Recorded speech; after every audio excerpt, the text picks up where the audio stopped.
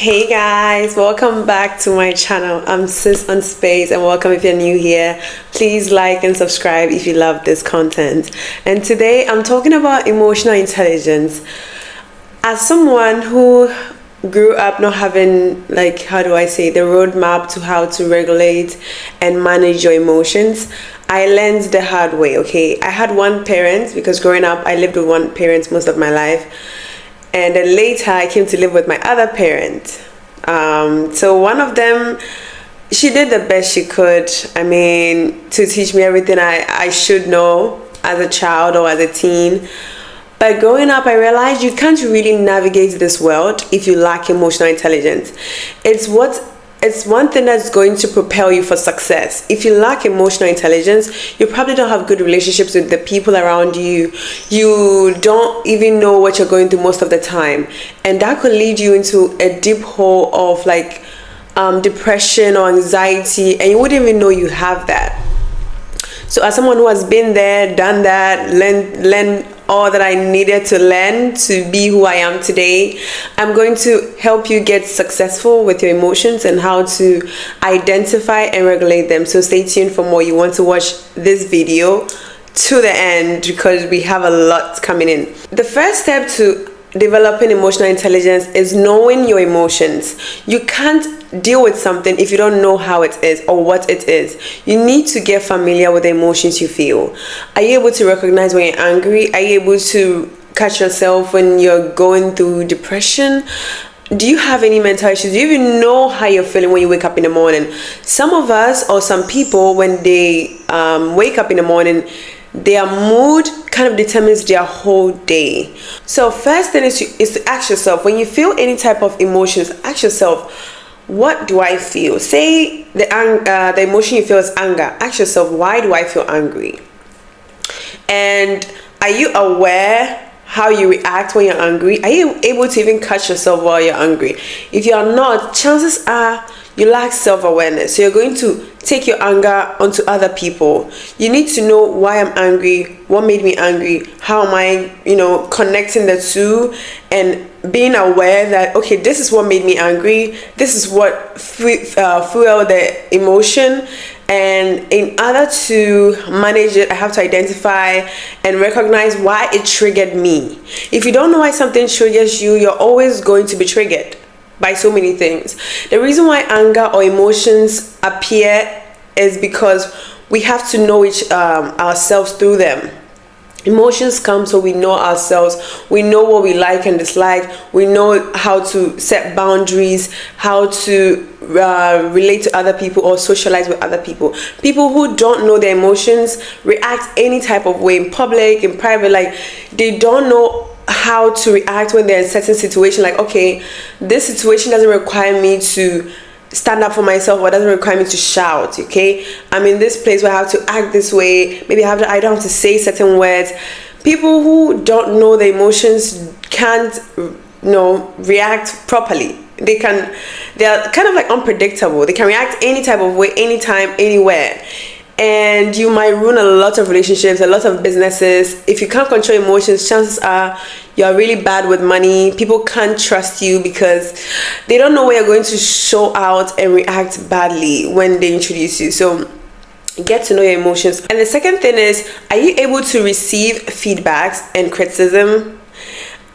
This is very, very, very personal. I know it's very personal when people are criticizing you, because no one wants to look like they are not doing well or they're always doing the wrong thing. But we have constructive criticism. We have feedbacks that are good. Me, for instance, yesterday my dad called me and my dad was like, he watched one of my videos and he was so proud of me. But then he also gave me some criticism, which were very, very, very helpful. He told me how to, some ways to behave on set and all of that. These are some of the things that you're going to face as a human being in this life. You're going to have people who criticize you. You get feedback. Some are positive, some are negative. But there are people who might genuinely like you and want the best for you, right? And they want to kind of give you criticism, which is going to help you correct your mistakes so that moving forward you can be a better person. But if you're always reacting to any kind of criticism always fighting with people, always being so argumentative. When you're doing the wrong thing, or when you're doing something and people recognize your mistakes, they'll feel like they'll hesitate to tell you because they don't know how you're going to take it. I was very calm. I know my dad was the best for me. I know he didn't mean any wrong intent. So I listened, we laughed, and I was like, great, I'm going to take like what he said. I thought of it and I was like, great, most of what he said, I have already thought of it and I know I needed to act on it. So always have the heart, or sit well with criticism, even if it's bad. Sometimes you might think what they're saying is bad, or maybe you know that person hates you and they're giving you bad criticism.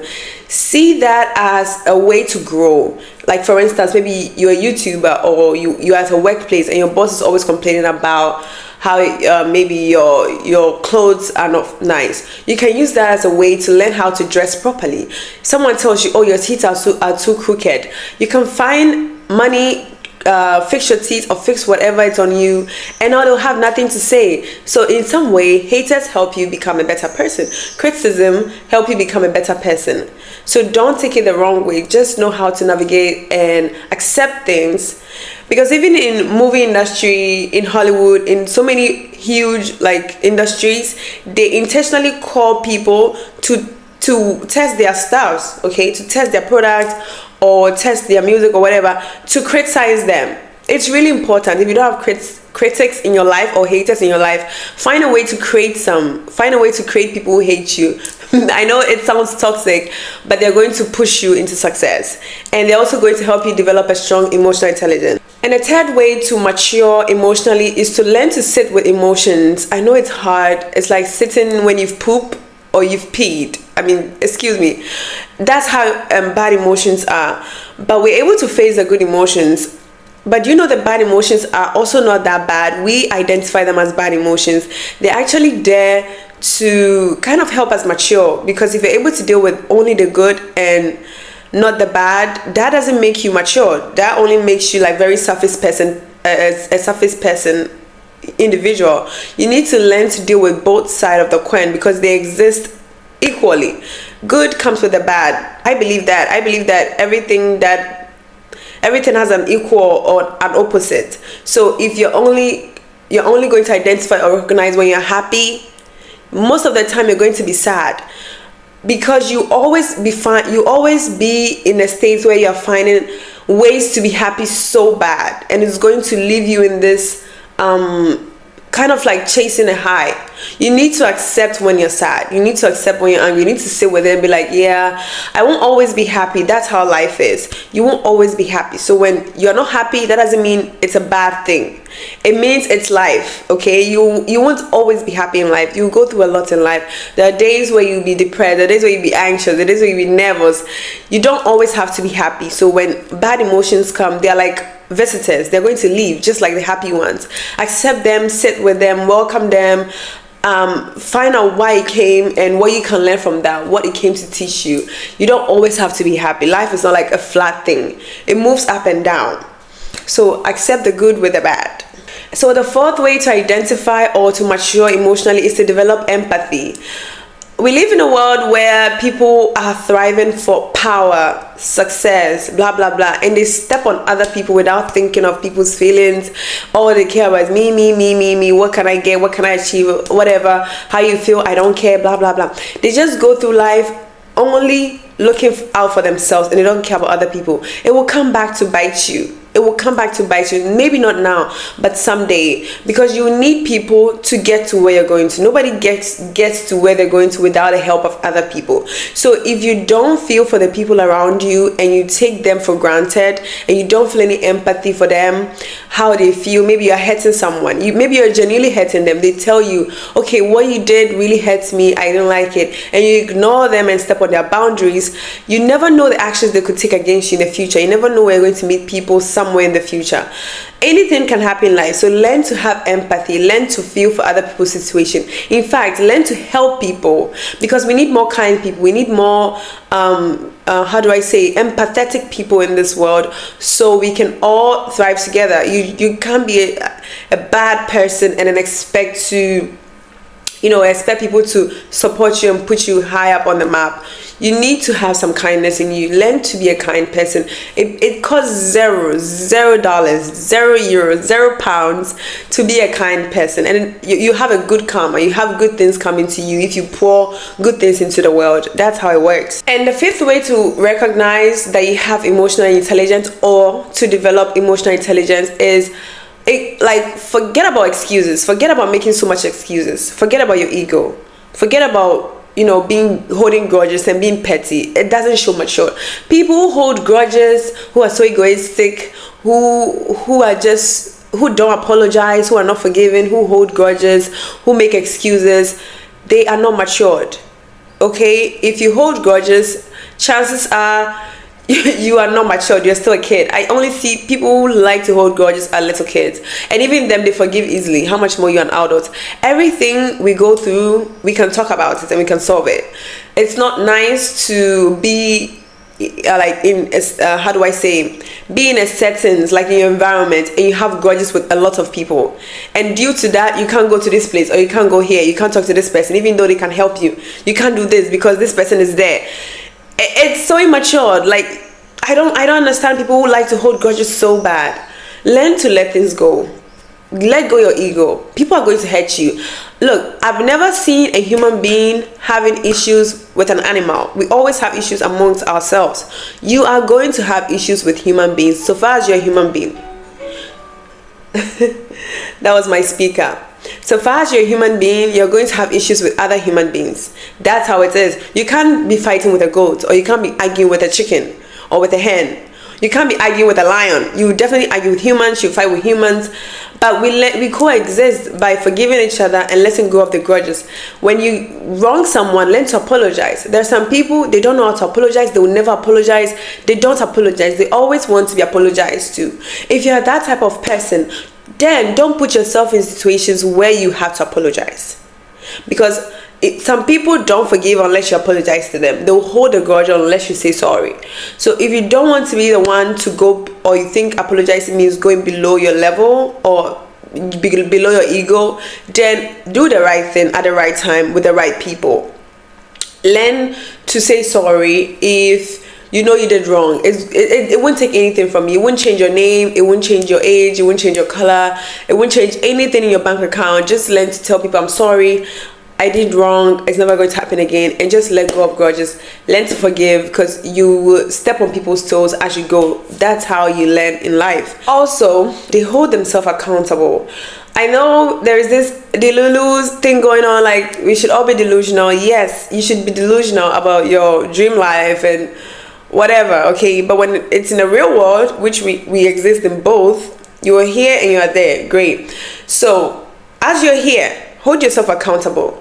Don't just talk about what you want to do. Also, ask yourself, are you preparing yourself for what you want? Because in as much as you say what you want in the future, I want to do this, I want to go here, if you are not working towards it, you are not going to go there. And you're going to develop some kind of resentment or jealousy when you see other people there, and you won't understand why. And let me tell you this, it's not about what you say, it's about the actions you take. You can say all you want, we all can say anything you want to say, but your words don't cut the check. So you can say anything you want. If you're not working towards it, forget about it. You're just a daydreamer, you're just a talker, you're just dreaming. And dreaming is free, we can all dream. Make sure you hold yourself accountable for places where you lack kind of integrity. If you know you lack loyalty, if you know you're very lazy, if you know you don't tell yourself the truth, this is the time to mature. Tell yourself the truth, because the last person you want to be lying to on this earth is yourself. Don't lie to yourself. You deserve to tell yourself how it is and what it is. Tell yourself the truth. Work on the part of you that needs work. Dive into yourself, get into yourself and work on you. It's going to go a long way. Don't always be in the Lulu is the Solulu mindset. Yeah, the Lulu is the Solulu, but also work, take action. The action matters more than anything else. The next point, or the next thing I've noticed about people who are emotionally intelligent, is that they make good leaders. Okay, what is a leader? A leader is someone who can be entrusted with responsibilities, someone who can be entrusted with a task, and you know they're going to excel, or they know how to get people to excel or to execute that plan. That is a leader. And that is one thing I've noticed about emotionally intelligent people. They are very trustworthy. When they say they're going to do something, they do it. And you know they can handle a situation because they don't always act on emotion. They understand their emotions. They know their emotions. So because they know their emotions, they know how to control what is here. They know how to control, okay, I feel this, I can control it. I need to get this done. After that, we can face this. You know, like they know their life. They know themselves. They know what they are feeling inside, so they're able to control what's outside of them. So you can trust someone like that because you know they're not going to stand on their emotions to make a deal. They won't use their emotion to cut a check. They won't use their emotions to cut a check. They will go beyond their emotions to do what they have to do. So they really, really make good leaders. You can trust them. It's like, you know, like mostly I see that with dads. Dads are very good leaders, or most dads, because dads are less emotional. Okay, dads are less emotional because if both parents are emotional, like the mom, like if both parents are like the mom, it's not going to work. Okay, the child needs the grounding and also the floating. You need both. You need to be able to touch the ground and you need to be able to float sometimes. So I see emotions as more like floating, as more flowy, which is like the feminine, and the leadership or the grounding is more like masculine, more like there, you know. So everyone needs both. You need both because there are times where you can't always be grounded. You get stuck, so you need to float. And there are times when you're floating too much, you might crash, so you need to ground yourself. So leaders are people you can trust that they're going to execute stuff. You trust that they're going to follow through something without getting into their feelings. And another one that I've seen about people or how I develop emotional intelligence is I worked on my communication. Look, you don't always have to argue to get your point across. I have been there. Okay, that was where I had a problem with. I didn't know how to talk like an adult. That wasn't intelligent. That wasn't. There's so many situations or so many instances where I would take people's kind of like, you know, like we're talking and I take it like offensive. I took it personal and I started yelling. I started calling them names or cursing them, and that is not good. It looked like you're a kid who's throwing a tantrum. You know how kids throw a tantrum and like sleep on the floor and kick their feet? That was me when I was communicating. I didn't know how to be like, oh, okay, like let me listen and understand what they're trying to say. Maybe they make a like they have a point. Like let me listen. I didn't know how to listen to understand. I only listened to argue. That was me before. I would listen only to argue, and that was it. I didn't want to hear your side. I didn't want to understand. I had no empathy. I know how you felt. Your feelings didn't matter to me. It's about me. This is how I feel. Like that is so immature. That is so egoistic. Also, it's so rooted in ego. And in order to mature as a human being, you need to identify the things which make you so egoistic and work on them. Okay, learn to communicate better. It's going to take you a long way. Learning to communicate will take you into rooms where your degree, where your beauty, where your body type can't take you. Okay, even if you have the body type and you have the face, but then you throw things at people when you're angry and you yell at people when you're angry, they won't take you to certain places. It doesn't matter where you went to school, even if it's Yale, if it's Stanford, if it's Harvard, you won't enter into that room. Because imagine maybe you have a friend or you're in a friends group and you are always the aggressive one who doesn't know how to communicate, and maybe they get an opportunity to go and meet the president. They know they can't take you there because they don't know what will happen if someone acts a certain way in that kind of room with great people, and you start yelling and you start cursing at people. Like that will be so dramatic. And a lot of people avoid drama, so they just avoid going places with you. Okay, so work on your communication skills. It's going to go a long way. It's going to kind of like push you into success, and you will come up very intelligent, very emotionally intelligent. When even though you're angry, you can sit with the anger, listen to that person, and understand what they're trying to tell you. Like imagine you're them and you're feeling what they're feeling, but at the same time holding on to your side of this, like your perspective, but then seeing through their lens. Like, okay, I mean, what they are saying is true. What I did, I might have gone too far. Yeah, true.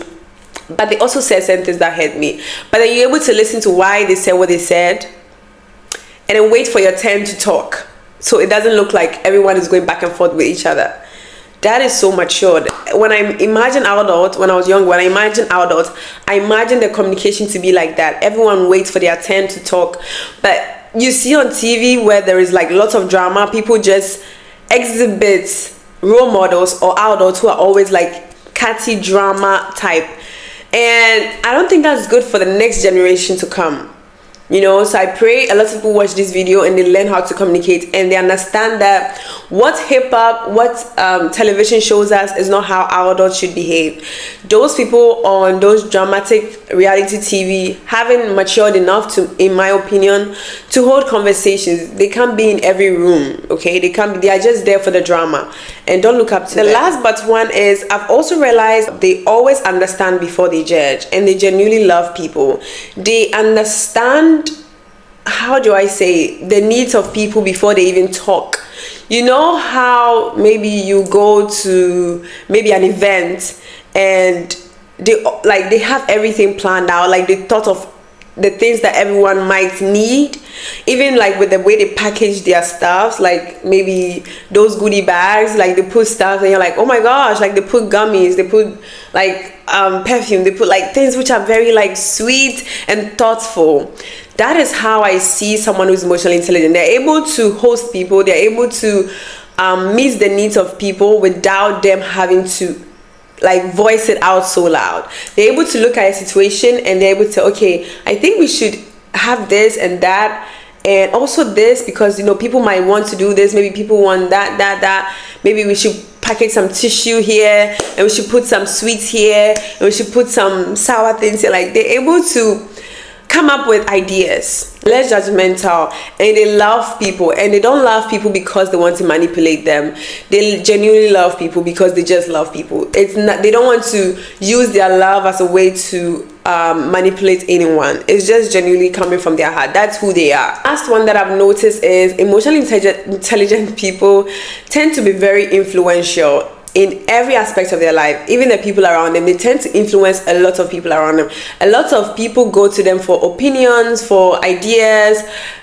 People actually look up to them, and that is really important, because if you're able to manage your emotions, recognize them, sit with them, that is a lot of demons you've dealt with. In my opinion, you've dealt with a lot of demons, because people would rather take substances, drink, party, have one night stands just to forget about their whole emotions. They would do something other than face that thing.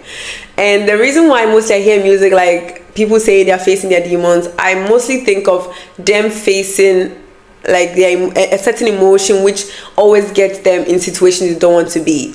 That to me, if you say it's a demon, yes, that is a demon. And people haven't gotten there yet, so they use stuff to cover up for it. And those people mostly can be influential. When people look up to them, it looks kind of like people like, why are you looking up to this type of person? Like they're always acting this way. I don't, you know. But when you behave a certain way, like in a very matured way, you have the leadership skills. Even people tell their children to be like you, right? Because everyone wants to have that level of intelligence. It doesn't come easy. It's not taught in school.